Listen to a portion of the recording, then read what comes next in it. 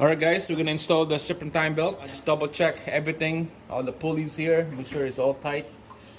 Alright, this one tensioner, make sure it's all tight. Metric 12 points on this one. Double check that. Alright, here we go. Alright guys, grab yourself a ratchet with a 16mm socket so that we could adjust that tension right here. Easy for us to get that tension out. So first go around the crank pulley, the AC, and then you go under on the tensioner. You go under the idler pulley, the smooth one, under the power steering pulley, over the alternator, and this is where you use this tool right here.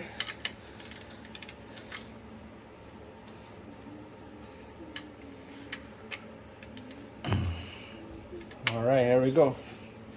And then you just go get that tension down, and then you go over the alternator.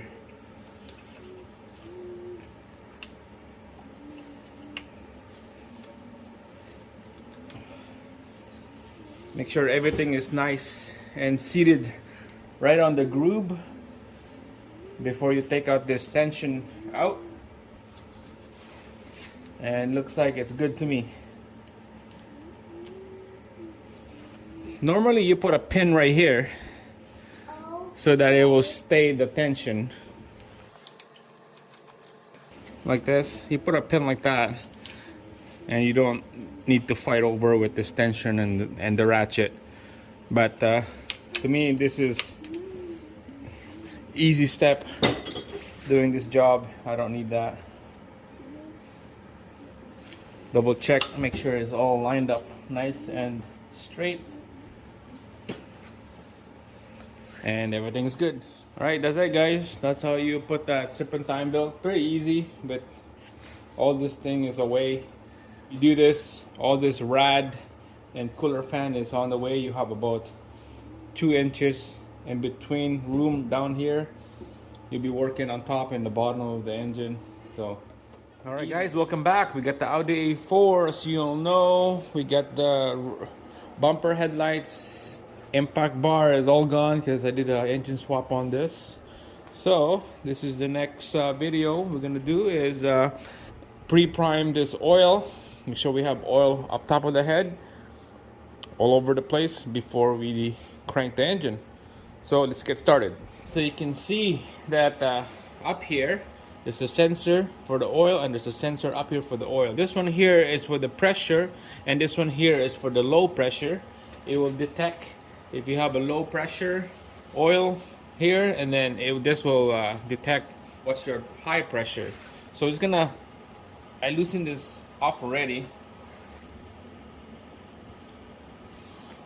So if you want to know what socket goes in here, 15/16 is the socket. Make sure it's a tall socket. Alright, so we got the handy dandy pump right here, manual pump. Alright, engine oil in there, 540 is what I use, synthetic. So I'll put it in here, shove it in there, and then let's get pumping.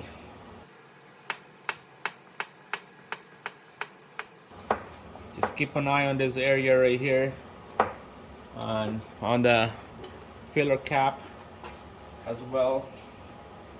If you see oils coming out, you know it's good. Alright guys, so I've been pumping this for about quite a while now. Probably I added about a liter of oil in here, less than a liter, and I can't see nothing, but I could hear a little bit of a squirt and liquid bubbling up here. So that's a good sign of having the oil on the top of the engine. And I'm just leaking up here. Alright, this should be good. Alright, now it's time to put this plug in here. Do it quick. There you go. It's gushing out.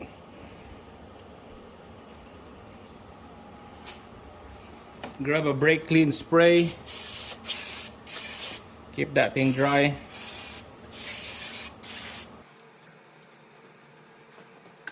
Alright, I'm gonna quickly show you guys the oil here. Hopefully you can see it.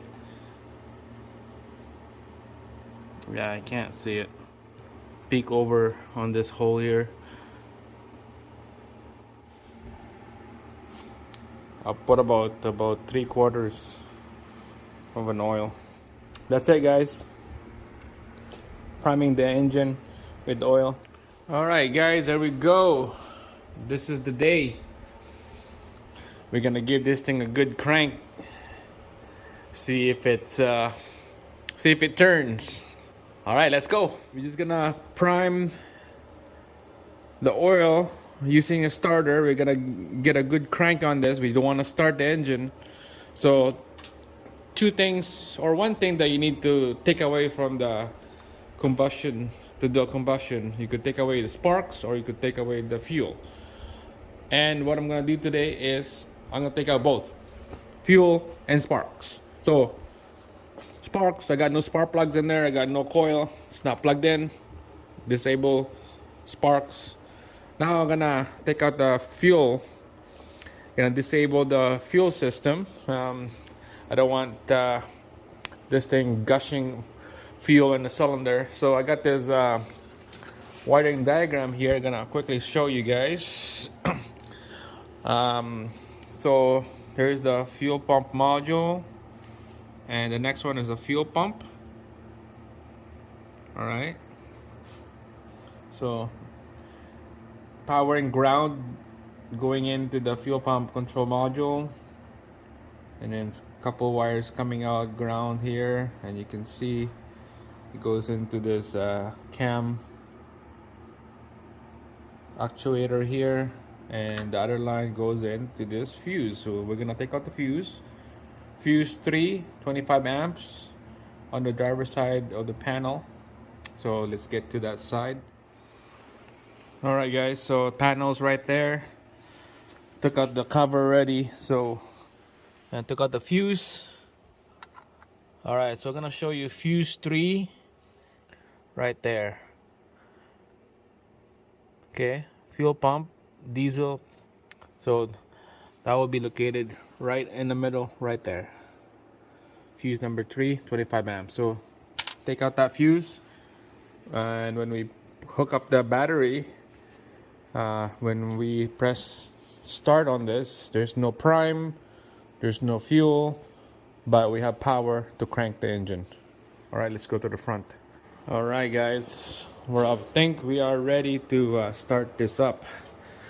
Just to make sure that it's safe, we got this fire extinguisher ready to go. So ready to extinguish if there's something going on here. All right, double check everything. We don't need to connect all this, because what we're gonna need to do is just to turn the engine. That's all we're gonna need to do. Get that starter to turn. All right, here we go.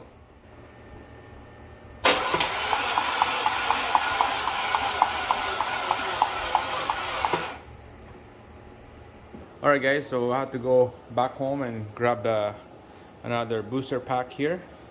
It's all hooked up right there, ready to go. We're gonna give this engine a crank and see how it sounds like, and maybe we could put a compression test on all of those 4-cylinder holes and see what kind of compression we can get. All right, let's give a good crank here and let's check it out. Before I do that, let's use a dipstick, because this engine doesn't come with a dipstick, and I'll double check the oil. It looks like we're about below max, so looks good to me. Oil is good. Max liter on this oil is 4.7 or 4.8 liters, so that's how much I put in there. So it's ready to go. All right, let's go give a good crank.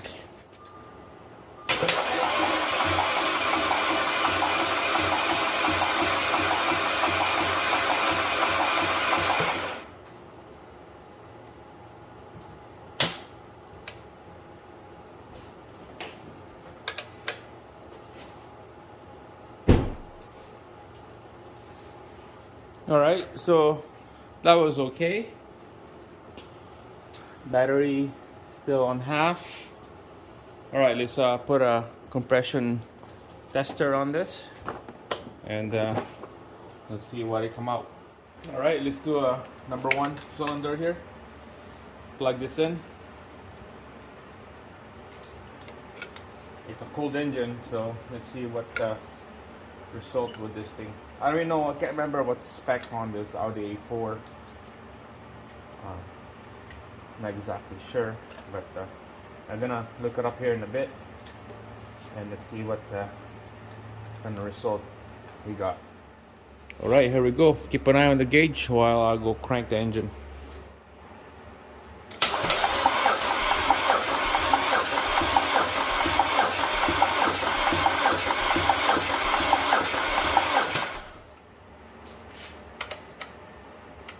All right, it was a slow crank because my battery is dying. It's in red right now. It's on really low setting right now, so I'm gonna have to charge the battery here and then just give a crank again. You get a bad result if your battery is low.